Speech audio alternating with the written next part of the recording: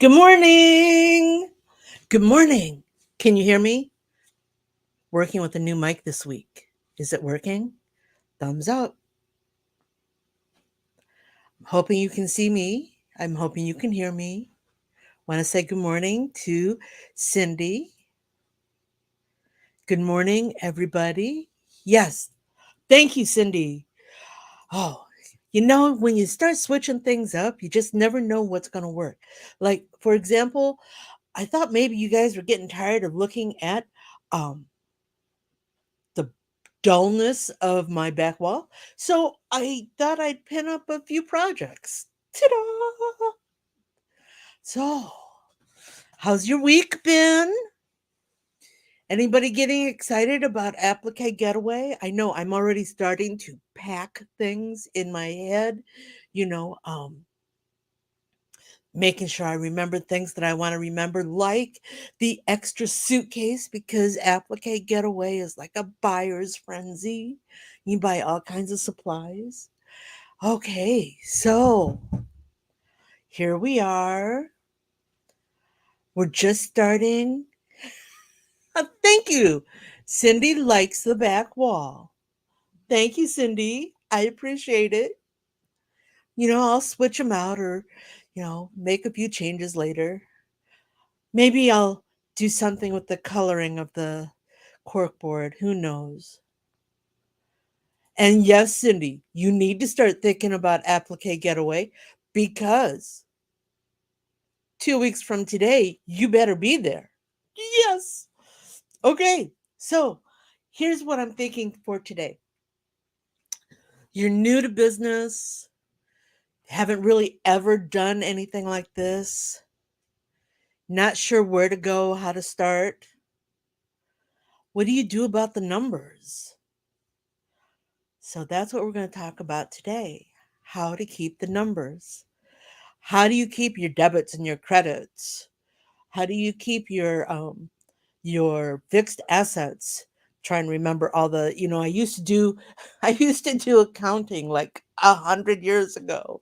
So I'm trying to remember. In fact, I have a degree uh, that I don't use. I'm one of those. Um,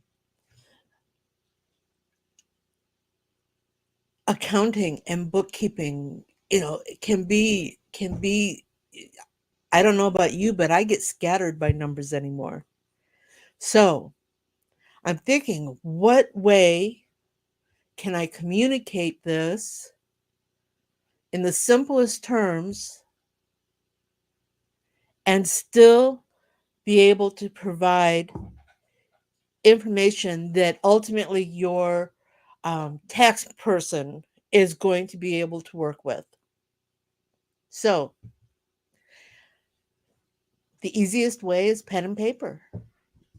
Maybe you're not in a position where you can jump in and learn a new accounting software, or you don't have the means yet to hire a professional bookkeeper. So how do you keep your books? How do you keep it all straight? Well, at your local Dollar Tree, you can buy all the supplies you need.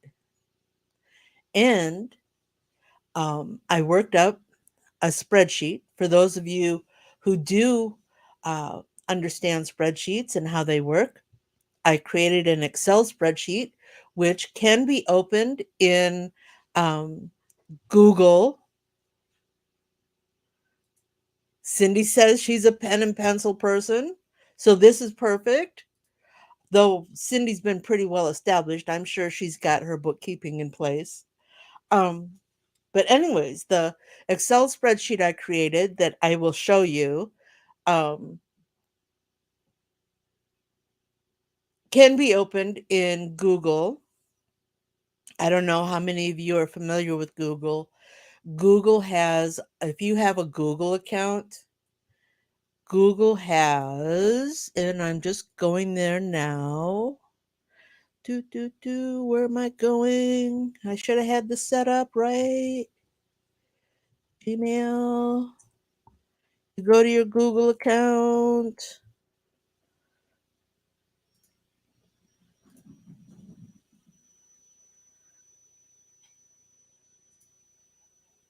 All right. Don't look at my messy email. Here we are. Ready? So yeah, this is my messy email. But up here in this corner,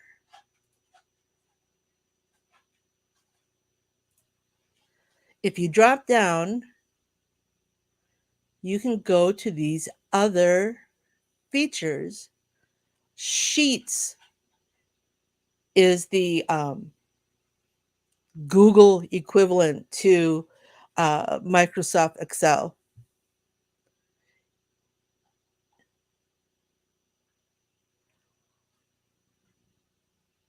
Getting my mouse here. Cindy says this is a perfect show. She has a son who's thinking about starting a business. This is the perfect show. Um, it's so simple to use. Now, your son's probably going to be a little bit more advanced than the pen and paper, but we'll go back to this. I created a spreadsheet that can be opened in Google and can be opened in Excel, um, that has a check register, a bank reconciliation, customer ledgers. And we're going to talk about how to keep all of those. Let me go ahead and get rid of this and come back to you. So again, pencil and paper, the easiest thing to do. I'm shuffling papers here.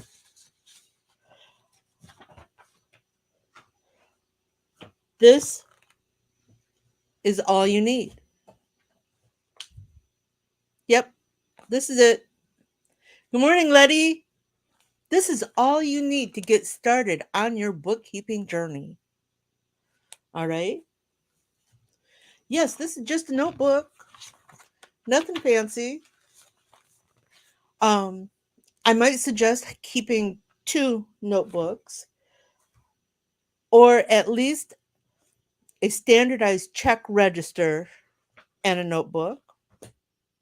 Your check register is going to record all of your incoming money and your outgoing money. All right? That's what a check register does.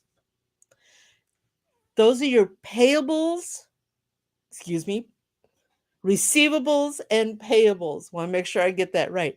Receivables is money coming in that you haven't gotten yet. Payables is money that you owe. Okay?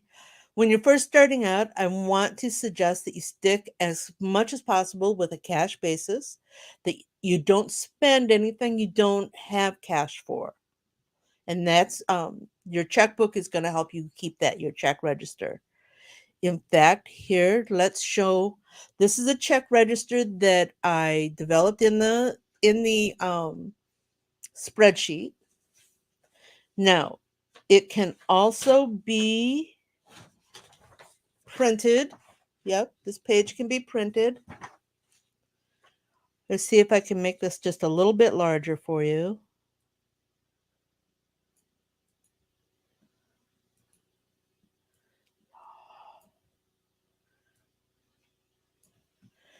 Now, your check register, we have a legend here because you're going to use codes.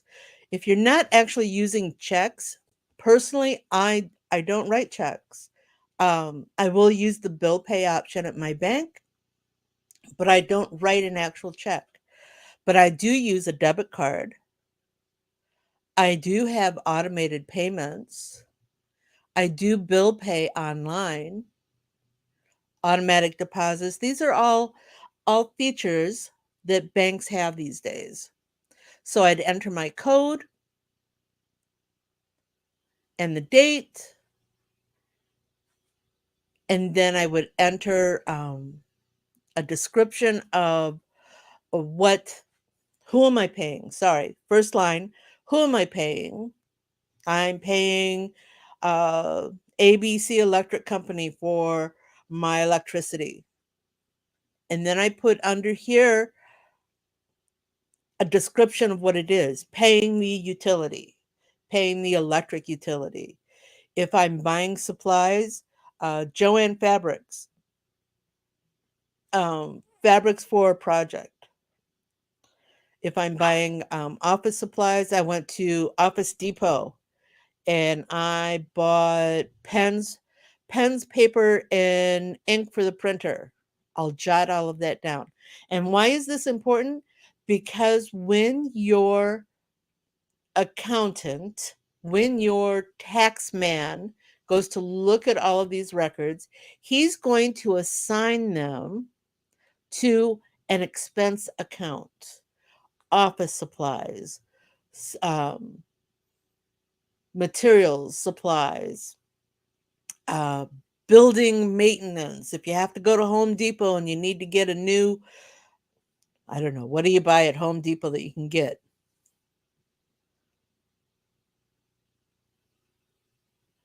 Oh, Letty, we might have to look at that.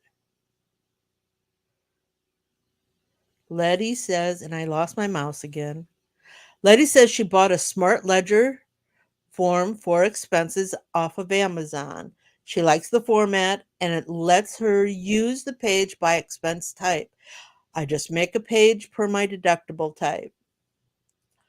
Thank you, Cindy. So at Home Depot, maintenance, building maintenance, you're buying light bulbs.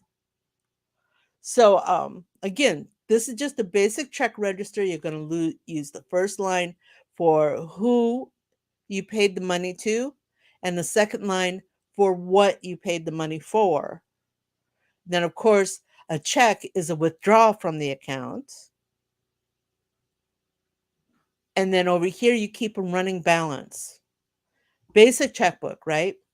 So the next line, let's say customer ABC, you contracted with them, you're going to provide them 6 jackets, total cost $400.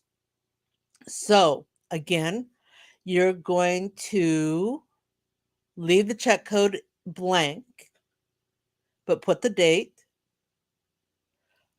Who is the money coming from? Customer 12345, and then make a note as to what the job reference is, because you're going to cross reference that to your customer list, which we're going to talk about here. And again, deposit and running balance. When you fill up a check register page, you're going to take that running balance from the very bottom, the last entry, and you're going to bring it over to the first balance, and that's the only thing you need to put on that first line, is the balance that you're carrying over or your start balance for that new page. Okay, so that's a check register. That's going to keep record of all of your expenses and the money as it's coming in. But wait, with expenses, you have receipts, you have documents, you have some sort of paper that's telling that's going to match up to your expense line. If you go to Home Depot and you buy those light bulbs, you're going to get a paper receipt from the cash register. Sometimes your tax person is going to want to see those receipts. And ultimately, God forbid, the IRS might come knocking on your door and say, I need to see that receipt from Home Depot for those light bulbs. Well, how are you going to keep those? Where are you going to keep those? I use, just paper envelopes. Look, just, receipt, put it in there. On the front of the envelope, I'll mark what month. I do this by months and year. So on the front, I write July 2023. Every receipt in this envelope will match a transaction in my check register. All right. That's going to be very important. Every check register transaction will have a cross-referenced document.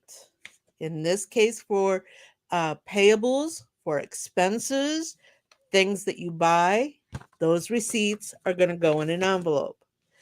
At the end of the year, you will have 12 envelopes.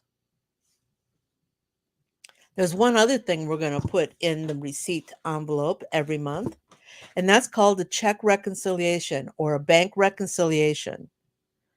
What is a bank reconciliation? Every month, at the end of the month, the day after the last day of the month, you're going to go to your check register and you're going to balance it. Let's see, is that too much? Maybe. And a bank reconciliation has two parts. And historically, and I don't know, maybe you're paperless, so you don't have this, which is why I created it in the spreadsheet. Used to be on the back of your statement, it would have a reconciliation form for you. Well, we're going to create our reconciliation on paper. Sorry. And again, it's printable. This page is printable. You're going to document the month, and then you're just going to follow the instructions. Current balance as seen on the statement. If your statement ends with an ending balance of $300, you're going to put the number $300 in there.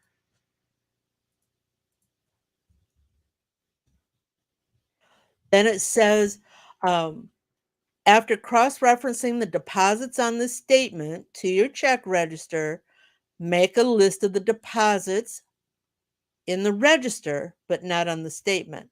So let's say, for example, you're doing your bank reconciliation on the 4th day of the month, and you have received 3 deposits, okay, that are not in your statement yet. So you're going to make a note of those deposits. All right. Then, so now we've added those deposits that are on our check register, but not in our bank.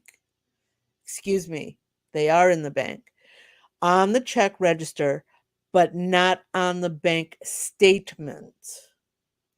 And then it wants you to go to the check register and make a list of checks recorded in the register, but not on the statement. So again, you're doing this on the 4th and you've written 3 checks. So you're going to make a notation as to those checks. Oh, and I forgot to finish my, hold on.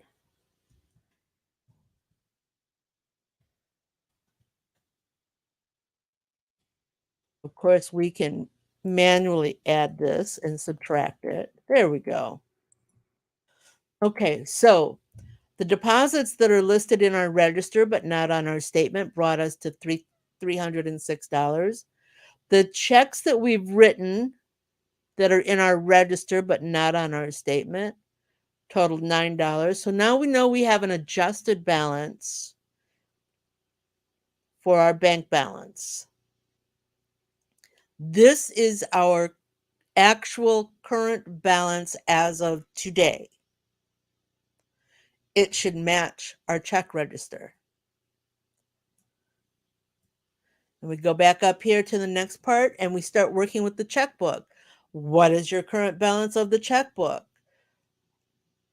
It should be, if we've kept our numbers correct, it should be $297 or whatever our calculation turns out to be, our adjusted balance turns out to be. But if it's not, put what's up here and we'll figure it out.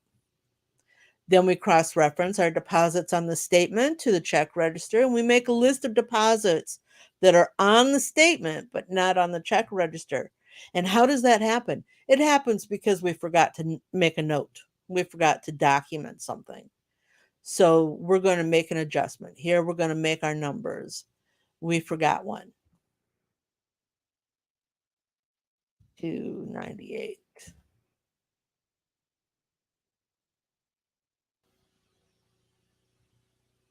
No, that should be 296.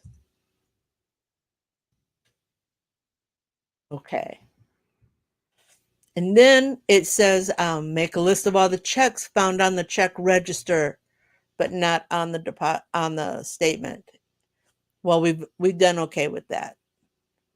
So now what's very important is that our adjusted bank balance should equal our adjusted check register balance, which we can actually see on our check register. If they're not the same, you need to go out and go back and find out why. Okay, so again, that is a page on the spreadsheet that I've created. It's also printable. And what do you do with this document after you have filled it out and everything's balanced? I fold it in half and put it in my envelope to give to my tax person. Yep. So now I have my check register, which shows all my incoming money, recorded my incoming money and my outgoing money. I've collected all of my receipts for the month, put them in my envelope. I did my bank reconciliation, printed that finished document, and put it in the envelope. And this envelope is now done. I set up a new envelope for the next month. Okay, now, very important component of our business, our customers. So we also have a customer ledger. This ledger, and I suggest using one page per customer because you're going to put notes on here as well. Excuse me. You're going to put your customer's name, their contact information, and then we start with today's date and the job we're doing for them. So for example, I have a job I'm doing, stitch, oh, can't see any of that, can you? I'm sorry. It's kind of small, isn't it?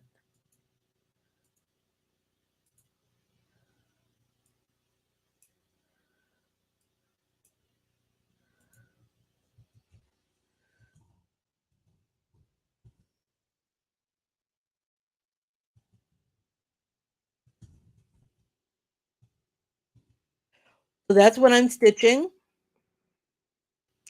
This is my total fee. And then I need to make a note. Did I receive it?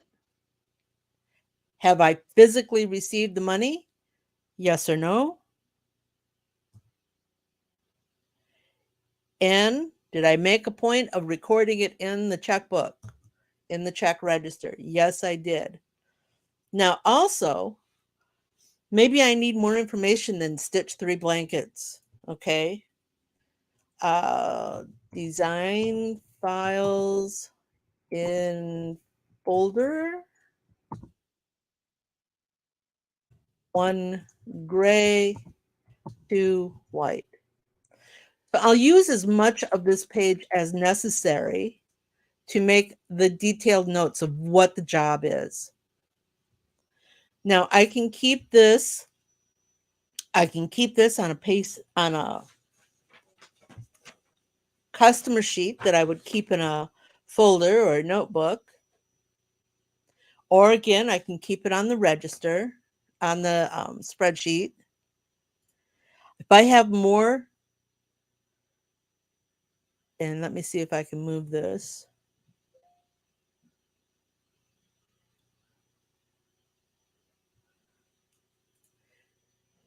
If I have more customers, I'm just going to keep adding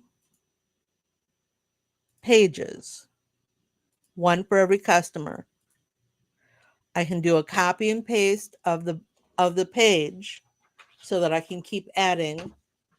Or again, I can just write up additional pages in my notebook for each customer. So I'll make all the notes I need on their page, and then I'll make sure that everything gets, if I've got the payment, yes, and did I record it in the checkbook, in the register? Okay. All right. So that's it. That's the basic. That is the basic bookkeeping that a small business can use. It's very simple. You can make it more complex if you want. Go out and get a software, hire a bookkeeper, use the, green ledger books. This is a 4-column book, which is still usable, right? You can find these. You can find these at pretty much any office supply store, Walmart, Amazon. But it's just that simple. Um, any questions? How many of you? I have graduated from my simple bookkeeping to using QuickBooks. And I know QuickBooks is a big name out there, and there are other options. In fact, Google has a finance. I haven't looked at it, but it may do the job. Um, Spreadsheets, paper, bookkeepers, whatever your comfort level is, whatever your budgeting allows. Cindy says she wants to be like me. She wants to be organized. Um, Cindy, I have a confession. Uh, my bookkeeping would get so far behind that it would take me days to bring it up, to bring it current, to give to my tax person. Um, so I'm in a place now that I can actually uh, pay somebody to force me to keep up with it. I have an online bookkeeper, somebody that actually signs into my computer and working with the statements that I get, my bank statements, my billing statements, um, my bank accounts, and forces me to work all of that. She does all, types in everything, balances everything, and then says, okay, you're good for another month. If you're interested in something like that, the going rate is about $60 to $100 a month, or excuse me, an hour. And it generally takes about 2 hours to do your books, which is why when you're starting out, pen and paper, people, pen and paper, and little brown envelopes. Um, I hope those of you that are just starting, or those of you that are um, not tech savvy, or maybe you just have no interest in learning how to work another software to get the job, to do this job. Um,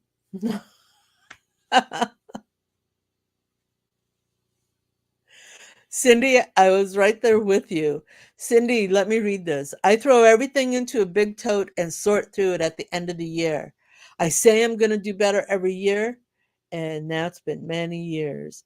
And Cindy, how long does it take you to sort through that tote to get it all together? I know. I was there too. Um, I went from this to a little file system. And a notebook with the customers, and then the spreadsheets, and finally I was terrible. I admit it. And finally, as soon as I was able to, I hired a bookkeeper, somebody to come in and do the books. Um, and now they're kept up on a monthly basis at the end of the year. Easy peasy lemon squeezy. All right.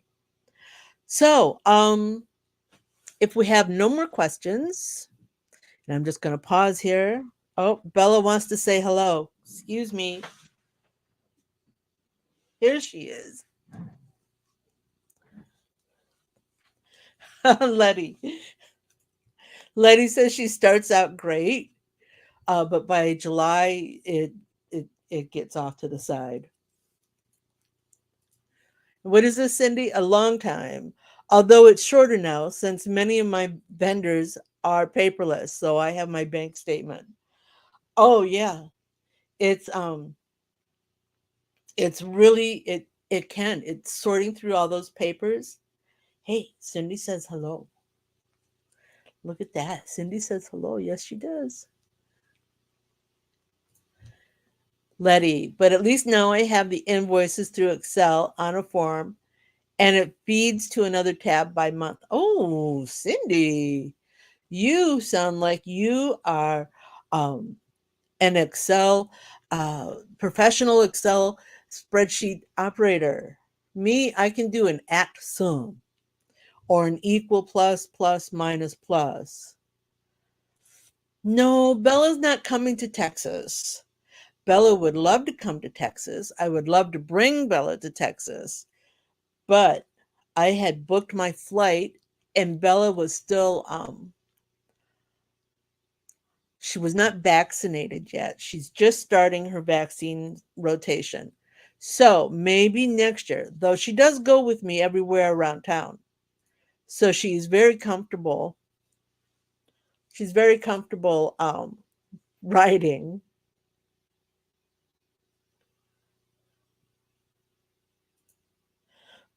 Sorry about that. Letty, you should do an Excel spreadsheet class. I would take it. All right. Well, everybody, I hope you found this helpful. I am going to find a way to attach this spreadsheet somewhere, and I'll make a note of it on my YouTube comments. The down below where there's more um, as to where it's located and how you can get it. All right. Bella sucks my thumb. Yeah, because she's still just a baby.